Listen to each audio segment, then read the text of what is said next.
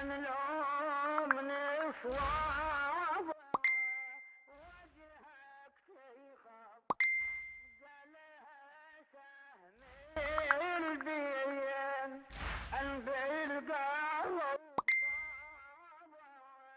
شمالك يزين قالها سهم البين أن بالقلب صاب شمالك يزين دم أخوتي حسين دم أخوتي ما تعرفين.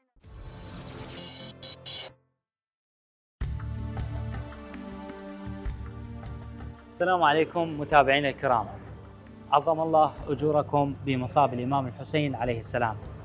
بهذا الفيديو عندنا سؤال لحضراتكم وراح نشوف رأيكم من خلاله بالتعليقات على منصات فريق أبعاد الإعلامي أو بقية المنصات اللي تساهم بالنشر، مع شكرنا وتقديرنا لكم مقدما. السؤال أحبتي، هل يوجد إلحاد حقيقي بالعراق حسب رأيك؟ تجينا هواي رسائل، ليش ما تتكلمون عن ظاهرة الإلحاد المنتشرة بالعراق؟ صحيح فريقنا دي يتابع التقارير هاي بدقة، لكن هذه التقارير اللي تتكلم عن ظاهرة هل هي فعلا تقارير دقيقة؟ وهل من الصحيح أنه نسميها ظاهرة؟ لأن مثل ما تعرفون دلالة كلمة ظاهرة فينومينون تختلف عن دلالة كلمة حالة اللي هي كونديشن. هسه الموجود ظاهرة له حالات. زين، اللي جاي يصير هو فعلا الحاد بمعنى الفكري والايديولوجي، له هي حالات اختناق وكبت عند الشباب واثار جانبيه للاوضاع الاقتصاديه اللي نعيشها بالعراق. هذا هو محورنا، والسؤال نتمنى انه تجاوبون عليه بطريقه دقيقه. نتمنى انه دائما تشاركونا بارائكم، لانه ارائكم راح تكون مساهمه بعملنا نحو الافضل. وهسه راح يجي دورك انت بالسؤال، وراح تقول لي شنو علاقة هذا الموضوع بالإمام الحسين، وليش عنوان هذا الفيديو بين الحسين والإلحاد. حتى تعرف الجواب خلينا نتعرف بالبداية على 3 أنواع من التحديات مرت بيها القضية الحسينية، وشغلنا راح يكون ويا التحدي الثالث. تابع هذه المعلومات التاريخية وأنا أكد لك أنه بعض منها أول مرة بحياتك راح تسمعها. أولاً، القوة الخشنة. قبل مرور 24 ساعة على مقتل الإمام الحسين بشهر التاسع من سنة 680 ميلادي، تم منع مظاهر العزاء بالقوة، واستمر سب الإمام علي وولده الحسين على منابر الأمويين لمدة 60 سنة بعد واقعة كربلاء. هجرت السيدة زينب من المدينة المنورة إلى الشام بسبب البكاء والنياحة على الإمام الحسين اللي كان يثير قلق بني أمية. منعت قصائد الرثاء للإمام الحسين، وكان الشاعر يضطر ينزل القصيدة بدون اسم. ومن أشهر القصائد الممنوعة قصيدة أعشى همدان، ولما عرف صاحبها تم قتله على يد الحجاج. والحجاج كان معروف بالقتل صبرا، يعني يقيد الشخص ويمثل به كل أنواع الطعنات والتمزيق إلى أن يموت تحت التعذيب. لكن مع كل قوة بني أمية كان بس يجي يوم 10 من محرم ينقلب العراق كله عزاء على الحسين، وتطلع القضية من إيد السلطة، لدرجة اشتهر مثل عربي بين الناس: أذل من أموي بالكوفة يوم عاشوراء. العباسيين رغم سيطرتهم على الحكم بشعارات يا لثارات الحسين، قام هارون الرشيد سنة 808 ميلادي بهدم قبر الإمام الحسين وحراثته لغرض تحويله إلى أرض زراعية. أما المتوكل فتعتبر أيام الأعنف والأبشع، وكان ينصب المسالح يعني السيطرات على طريق الزيارة، وعقوبة أي شخص يقبضون عليه زائر للحسين إما الإعدام أو الحبس في المطبق، يعني زنزانة انفرادية تحت الأرض. سنة 846 ميلادي أرسل المتوكل شخص يهودي اسمه إبراهيم الديزج ليهدم القبر الشريف، فهدم القبر وكل بناء محيط به بمساحة 6 كيلومتر مربع وحولها لأرض زراعية، وحاول ينبش قبر الإمام وفشل، ثم أجرى الماء لإغراق المنطقة فتحير الماء ولم يصل إلى القبر. خاف واحد يسأل على أصل الدواعش. بزمن السلاجقة وبالتحديد سنة 1056 ميلادي منعوا الناس من البكاء وتعليق السواد وأي مظاهر للعزاء، بحيث كان الشيعة في بغداد إذا يريدون يطلعون عزاء للحسين يستغلون وجود أي جنازة ويطلعون وياها بمسيرة وبكاء بحجة تشييع الجنازة. وبزمن العثمانيين كانت نفس الممارسات والسيطرات والاعتقالات وإغراق الناس بنهر الفرات إذا فكروا يعبرون للزيارة. وأما مجزرة محمد نجيب باشا في كربلاء فتحتاج فيديو مستقل. وبزمن البحثيين ما يحتاج نشرح للمتابع الكريم من سنة 1976 ميلادية لما منعوا المشي إلى كربلاء مرورا بإعدام مئات الخطباء إلى سقوط نظام صدام. وصارت طريقة الحجاج بالقتل صبرا قديمة جدا مقارنة بأساليب التعذيب الحديثة اللي كانت تتوزع لمديريات الأمن بأشرطة فيديو. والحصيلة أن أسلوب القوة الخشنة فشل نهائيا. بمؤازرة أسلوب القوة الخشنة أكو أسلوب ثاني جرب حظه مع قضية الإمام الحسين، يعني جرب حظه مع الدين المحمدي المحمول على أكتاف عاشوراء. خلونا نتعرف أكثر على هذا الأسلوب. أيضا من اللحظة الأولى لمقتل الإمام الحسين اشتغلت مكائن الإعلام الأموي للترويج بأن الإمام الحسين خارجي ومن يخرج على خليفة المسلمين يقتل.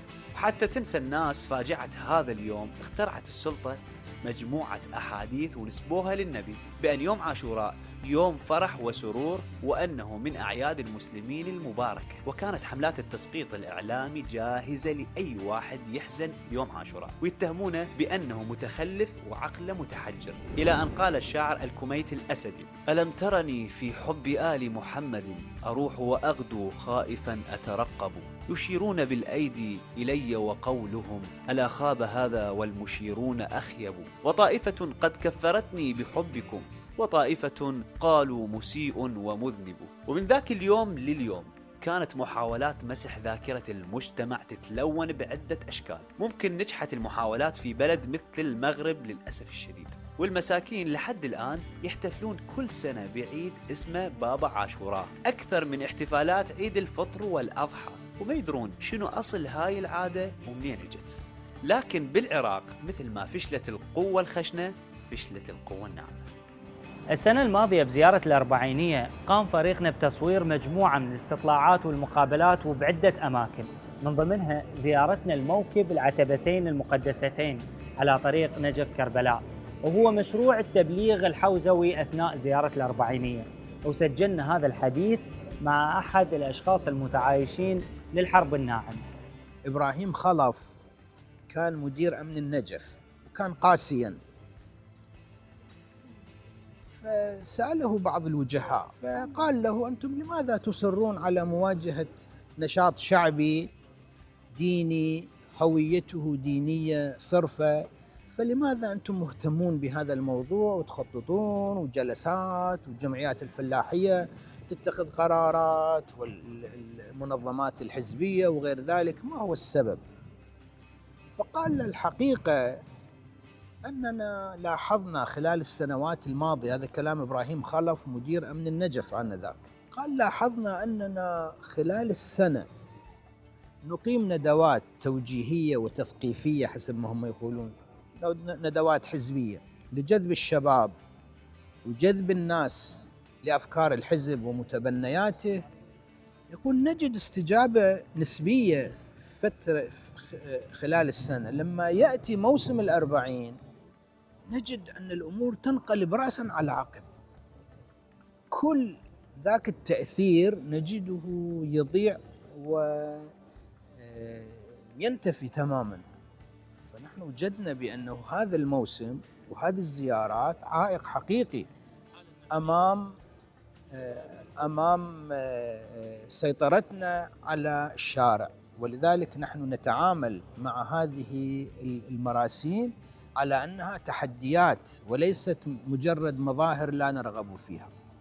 وهسه وصلنا لمحورنا واللي هو التحدي الثالث، القوة الطاردة. بهذه القوة ماكو سيف على راسك ولا واحد يقرب عقلك ويغيرك، إنما تنتشر حالة من الفوضى والجهل بداخل صفوفك، ويصير الخلل منك وبيك لحد ما يوصلك لدرجة تنفر من الجو من تلقاء نفسك. يعني مثلا الأساليب المخربطة والمحسوبة على العزاء الحسيني ساهمت للأسف بتكوين هذه القوة الطاردة، وعزلت كثير من الشباب عن العزاء الحسيني، لأن ببساطة يرفض هذه الأساليب وبالنتيجة صار عنده حاجز نفسي. خلاصة الموضوع، هل تعتقد أن ما يسمى بظاهرة الإلحاد في العراق هو مجرد ردة فعل لقوة طاردة؟ لو اكو وراه أسباب فكرية عميقة. لذلك أحبتنا اللي يراسلون الفريق ترى القضية محسومة، السيدة زينب بدت أول خطوات السبي من كربلاء بوعد أكيد، وأنهتها بآخر خطوات السبي بالشام بوعد أيضا أكيد. بكربلاء قالت: وينصبون لهذا الطف علما لقبر أبيك سيد الشهداء، لا يدرس أثره ولا يعفو رسمه، على كرور الليالي والأيام، وليجتهدن أئمة الكفر وأشياع الضلال في محوه وتطميسه، فلا يزداد أثره إلا ظهورا وأمره إلا علوا. ولما وصلت للشام ما تغيرت اللهجة نهائيا، فقالت: فكد كيدك واسع سعيك وناصب جهدك، فوالله لا تمحو ذكرنا ولا تميت وحينا ولا تدرك أمدنا. وبالخلاصة خلونا بأيام عاشوراء نستفيد من آرائكم وتعليقاتكم حول هذا الموضوع، حتى يكون العمل واحتواء شبابنا باسم الحسين عليه السلام، لأن المواجهة بالحقيقة هي بين الحسين والإلحاد. ونشوفكم بخير.